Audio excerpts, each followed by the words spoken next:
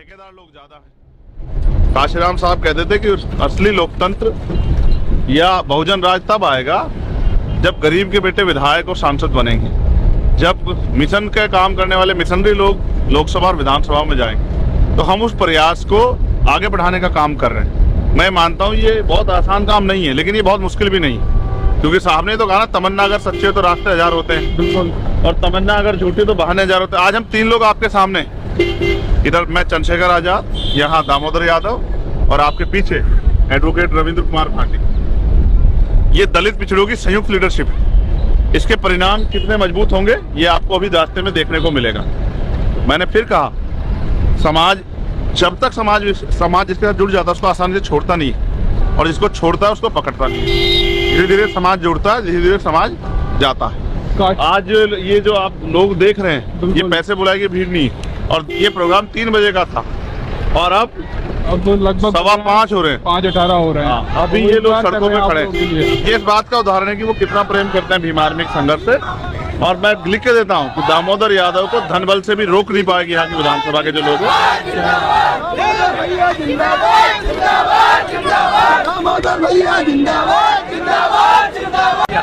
आपके पास सबसे अच्छा मौका आया है, मजबूत प्रत्याशी और मेहनत करने के लिए हम सब लोग अपने व्यक्ति को आगे बढ़ा के और ताकत बना लो, क्योंकि ये फैसला अगले 5 साल के लिए है। और देखो, नेता बहुत विधायक जीत रहे हैं, तमाम तरह के पहले भी विधायक जीते हैं, लेकिन अगर आपके बीच का नहीं खड़ा हुआ तो आपकी समस्या के लिए कौन लड़ेगा? ढूंढा नहीं मिलेगा आपको राजा महाराजा। राजा महाराजाओं को छोड़ो, लोकतंत्र दिया ना बाबा साहब ने, तो आपकी वो आपके हाथ में ताकत है ना, तो 2 ताकत इस बार। और बाकी काम करने के लिए मैं, दामोदर, रविंद्र भाई, तब सब मिलेंगे आपको मैदान में। ठीक है, आप सबके लिए मंगल कामनाएं।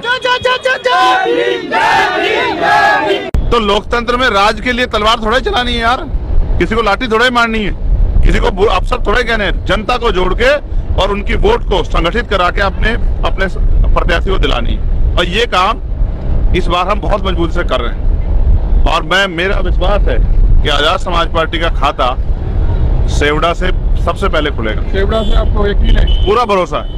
और मैं ये भी जानता हूँ कि सेवड़ा में हमारे प्रत्याशी को रोकने के लिए भाजपा कांग्रेस एकजुट हो जाएंगे। अच्छा। हाँ, मैं कह रहा हूँ, MLA तो यहाँ बहुत थे, लेकिन जब यहाँ के कमजोर वर्गों पर अत्याचार हुआ, कौन खड़ा था उनके साथ? 2 अप्रैल 2018 का जो अन्याय हुआ, आप जानते हैं, इस क्षेत्र में इंद्रगढ़ में और सेवड़ा में दामोदर यादव उनका नेतृत्व कर रहा था, क्योंकि वो जानता है कि वो हमारे भाई। अच्छा। हाँ, और इसके लिए यहाँ की पूरी बीजेपी सरकार उनके पीछे पड़ गई, उनके ऊपर मुकदमा चलाया जाए, और पूरे जोर भी लगाए मुकदमा चलाने के। लेकिन किस बात के लिए मुकदमा चलाओगे? Protest, right to protest constitution देता है, सरकार थोड़ी रोक देगी। तो इसलिए मैं कह रहा हूँ, लोग अच्छा बुरा और अपना पराया जानते हैं। अब लोगों को फैसला लेना है कि उनको कैसा विधायक चाहिए, ऐसा जिसको वो किले में ढूंढने जाए या फिर ऐसा जो उनके लिए, जनता के लिए सड़कों में मिले। कल आपको पता है हमारे प्रदेश में मुकदमा हुआ, किस लिए हुआ? जो किसानों के उनकी फसल के दाम नहीं मिल रहे थे। 3100 रुपए की फसल खरीद के 2800 रुपए पेमेंट हो रहा था, तो वो उनके लिए संघर्ष करने गए, परिणाम मुकदमा मिला। लेकिन हिम्मत नहीं टूट रही है। देखो, ये हौसला बता रहा है कि सेवड़ा हम लोग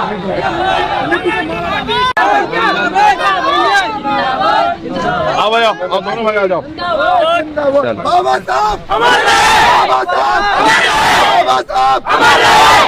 बड़ा भाई चंद्रशेखर भैया, चंद्रशेखर भैया। समय कम है, सभा में जाना है। अगर वास्तविकता में जिंदाबाद करना चाहते हो तो 17 तारीख को तुम्हारी EVM का बटन केतली पे धस जाना चाहिए यहाँ से। बिल्कुल।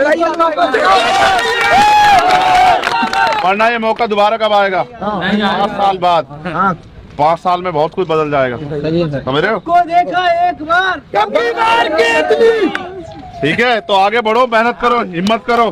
भाई अभी मतलब आपको गोली लगी थी और आप ऐसे खुलेआम रोड शो कर रहे हो, डर नहीं लगता आपको? वो भी इतने ज्यादा, बिल्कुल। ये तो ओपन जीप है। बुद्ध ने कहा, मृत्यु अटल सत्य है, मृत्यु आनी, जो पैदा हुआ उसको जाना।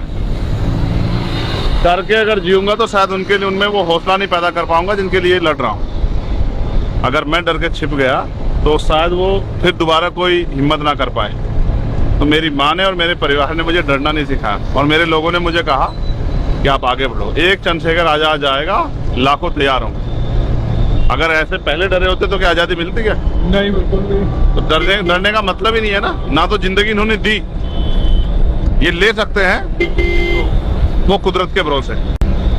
कुछ चीजें प्रकृति के ऊपर छोड़ी है मैंने, कुदरत के। ना मैं कोई गलत काम करता हूँ जो मेरे साथ कोई अन्याय है। हाँ, प्रयास जरूर दुश्मन कर रहे हैं। अगले 10 साल बाद आप देखना, राष्ट्रीय स्तर का हर समाज का नेता